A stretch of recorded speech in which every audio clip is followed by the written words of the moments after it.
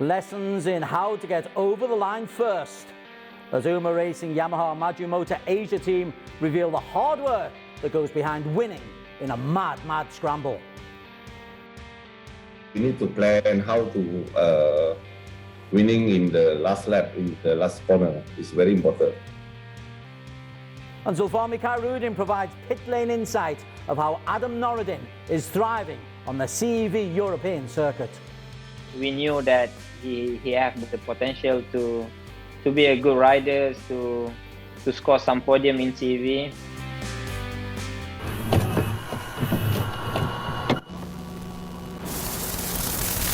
Uma Racing Yamaha Maju Motor Asia have rapidly established themselves as one of the teams to beat in the crazy world of underbone racing. Today's classic race takes us back to 2017, the team's first season in the ARRC, where Akid Aziz rode them to their first title. So we are all just about set. Look at the top of your screen. The red lights will go on. When they go off, we will be underway. We are indeed underway. Race number 1 of the Underbone 150cc, and it's a decent start from Hakim Anwar. And Hakim, the Malaysian for the Uzi Honda Vietnam racing team, will lead going into the first right-hand corner. And behind him, there's congestion, but plenty of space for everybody. Yeah, I think this track is quite wide. You can see a lot of riders spread around. So, I think any racing line is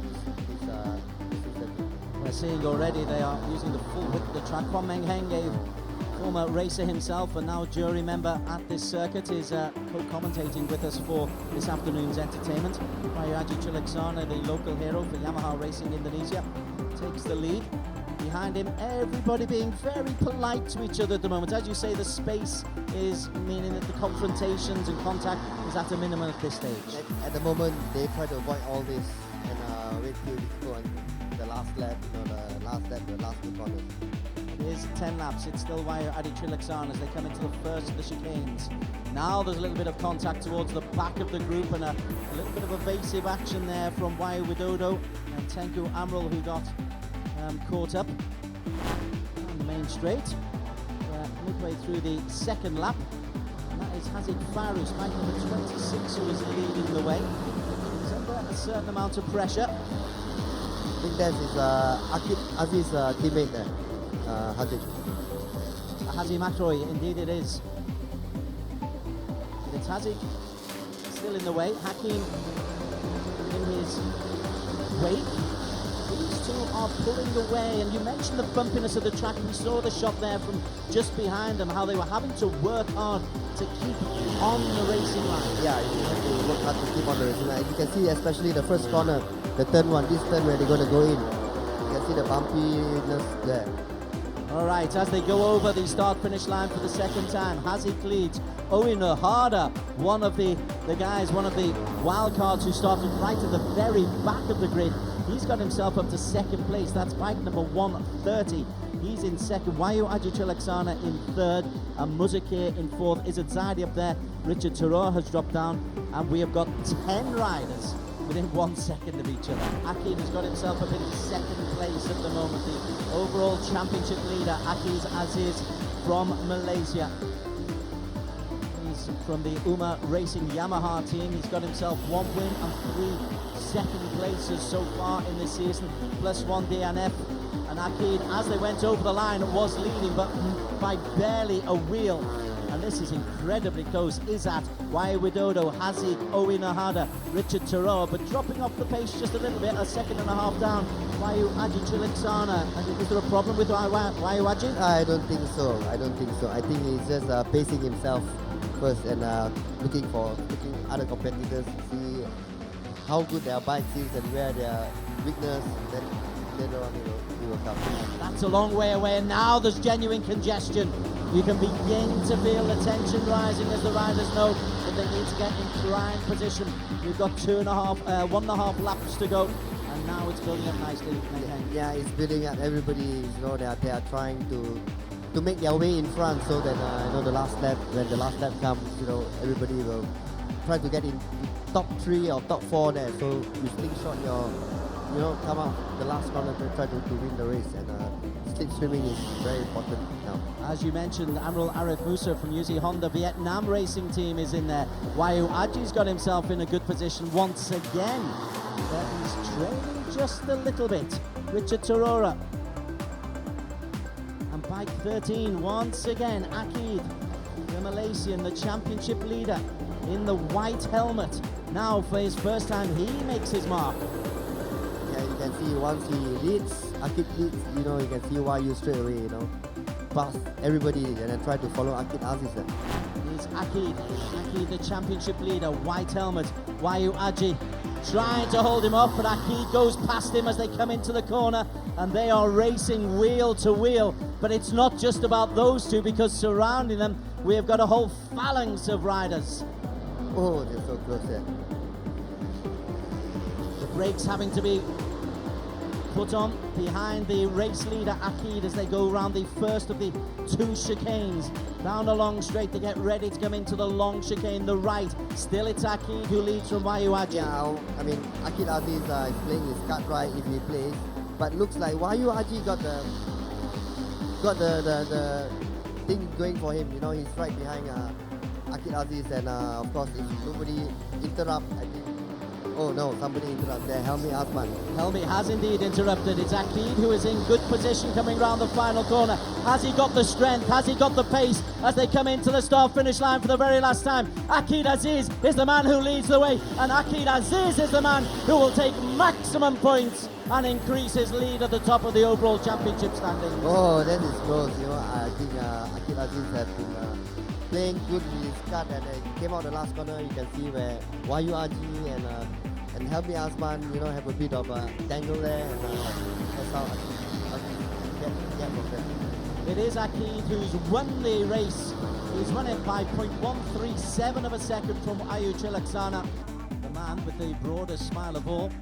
He's small in size, small in stature, but huge on talent, Akid Aziz. After the break, Zulfahmi Khairuddin, manager of the SIC racing team, gives us the lowdown on Asian fortunes in the MotoGP and European Championships. As the Asian riders, you are usually a little bit more polite to the other riders inside and outside the track, but I don't see this in Ogura.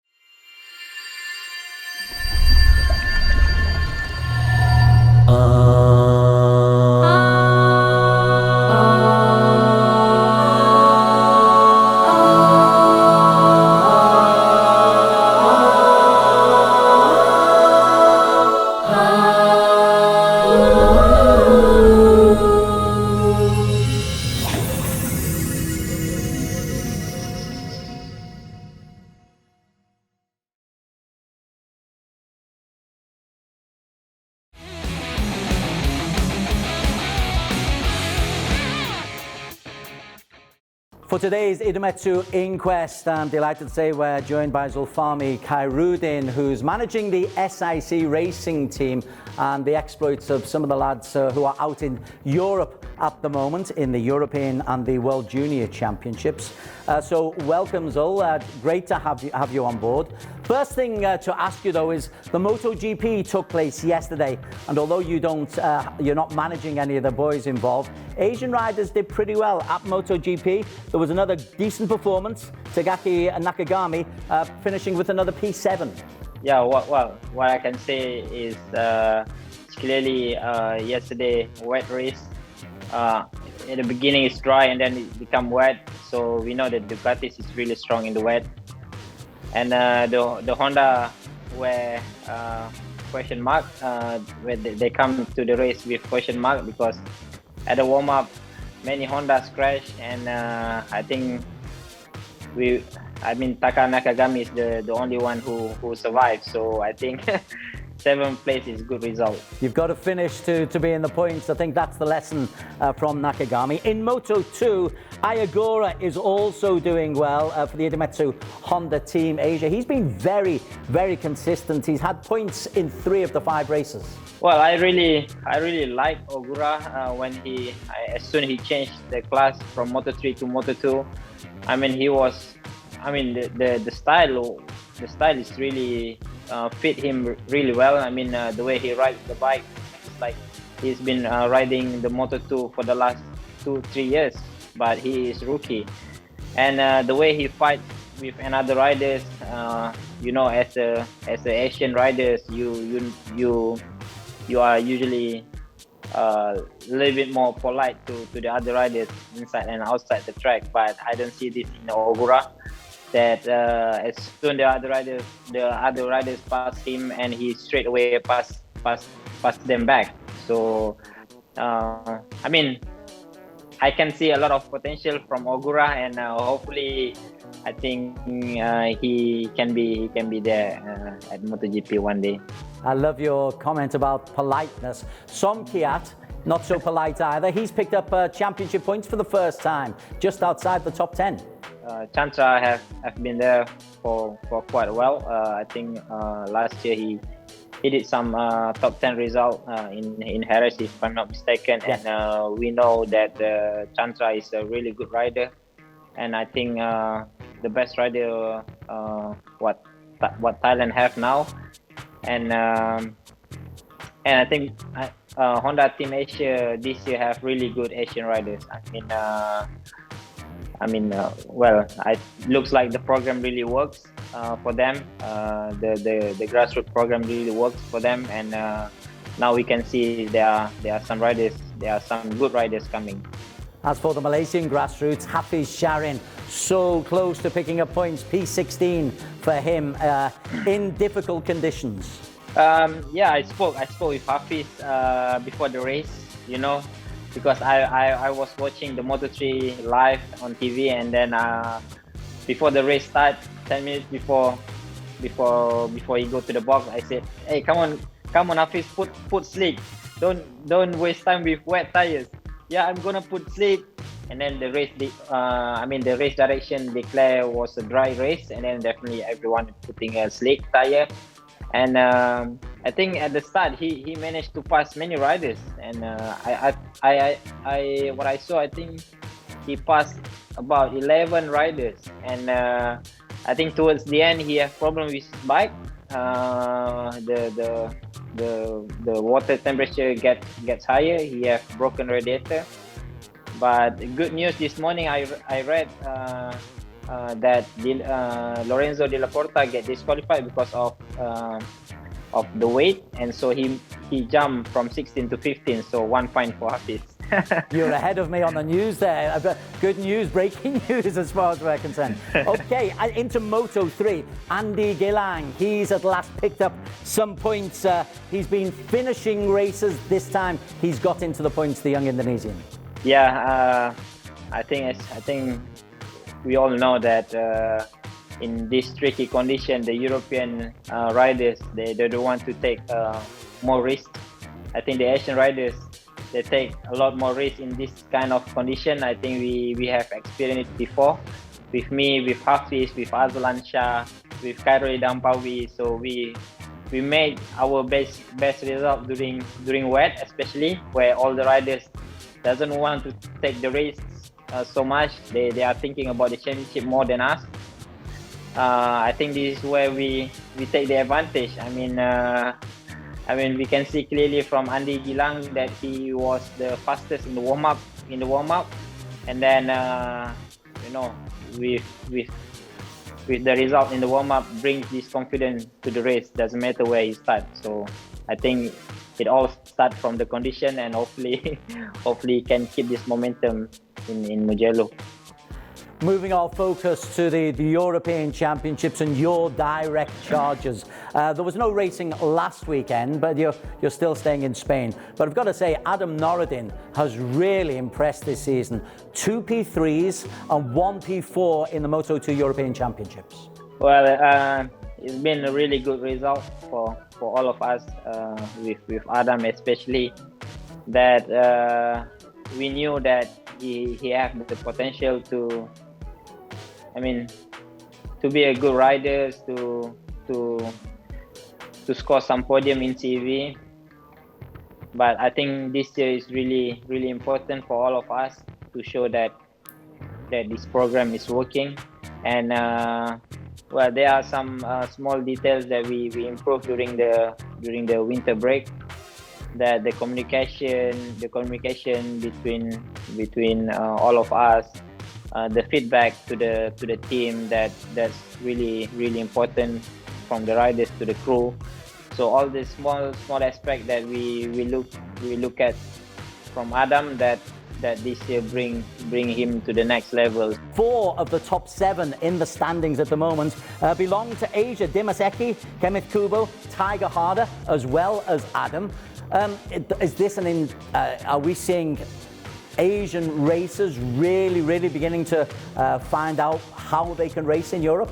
I would say the level this year is getting less competitive compared to last year. I think last year they have a lot more fast riders, but we are focusing on ourselves, that to focus on our race pace, to focus on our bike setup, for Adam to go to the race with really good really good bike, or really good bike setup, that he can have this confidence by himself. Because in Moto2, it's not about fighting. Sometimes it's about you fight with yourself and your race pace.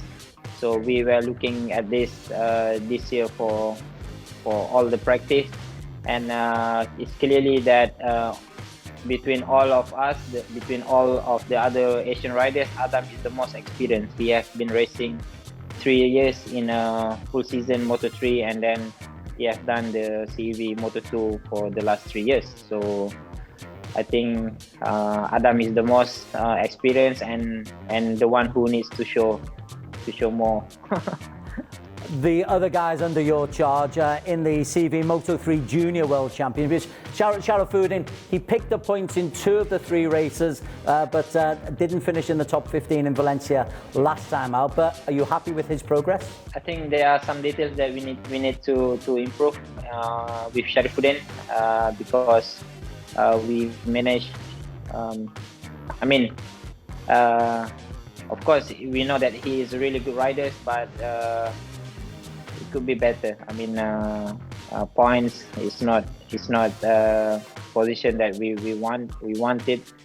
We know that Moto3 category is the hardest category in CV, and the way the sport's going now in Europe is getting harder and harder. The young riders is fully disciplined.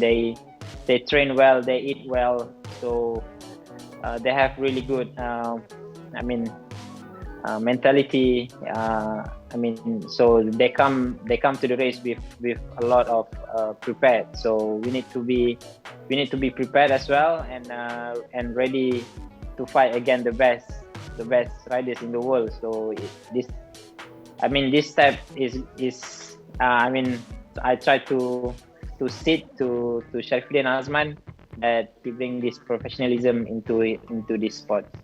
That's one of the reasons why you're there. Your experience very important, and particularly in the European Talent Cup as well. Shahril Ezwan, who picked up 9 points at Estoril.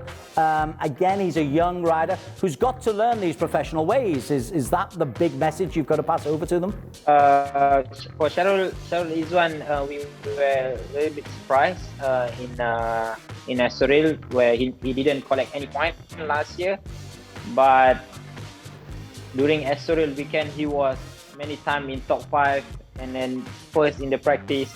So we were we were a little bit confused. So, but we come to the race with a lot of confidence that to the riders, to the bike, with the riders and with the bike. So he managed to finish 7th in the race 1, and then he crashed in the race 2 while he fight in the front group, which is okay for me. But we come to Valencia, a little bit more technical track. He didn't manage to find the feeling, and he's not able to fight against the other riders. I think all the younger riders need to be polished a little bit more, I would say. So let's see if we come to the next race. We go in depth with the Yuma Racing Yamaha Maju Motor Asia team. Words of wisdom from Yong Ying Ho next.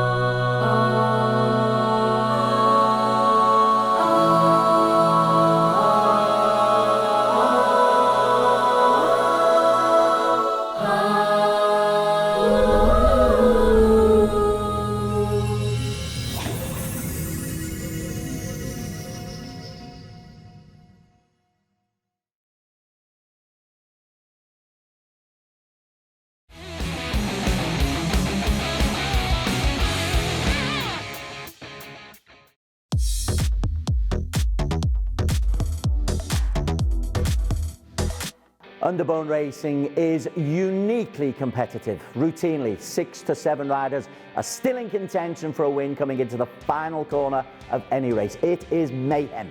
Yet somehow, it's often a Yamaha of the Yuma Racing Maju Motor Asia team that breaks the line first.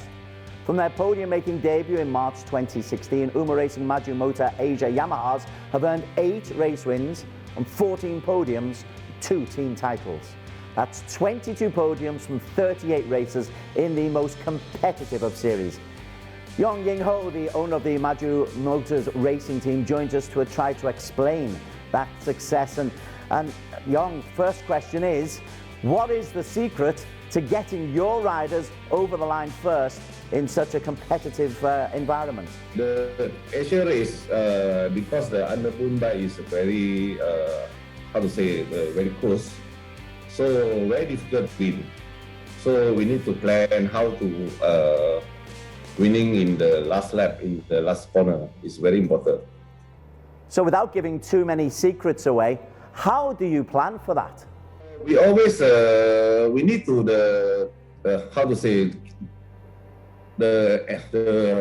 plan. The engine is a very strong engine, and it's how to save the engine, how to save the power. Then we push it in the last lap. So can you reveal your proposed team for the Asia Road Racing Championship when it eventually gets underway? For this year rider, we bring the new rider for the new join to our team. So it is Naziro and Zulfahmi Khairuddin in the Capri 125 champion. So you're using Capri as the way to elevate people up to Yes. Asia Road Racing Championship. Yeah. Excellent. Because the previously winning in the CP 130, so we need to propose this rider to Asia race. How important to you is the domestic series, the Capri series? Is this where you do much of your development work? Yeah, for this year topic develop is changing in the regulation. So I think is this regulation maybe can bring to the Asia race because the Capri regulation is very good for this year. So you have got eyes on a Capri title, and you think that you can get a third title at the Asia Road Racing Championship when it starts? Yeah, I confident for if this year can race. I am very confident for the winning this year. Our focus next week is on Japan, round 3 of the All Japan Championship. See you then.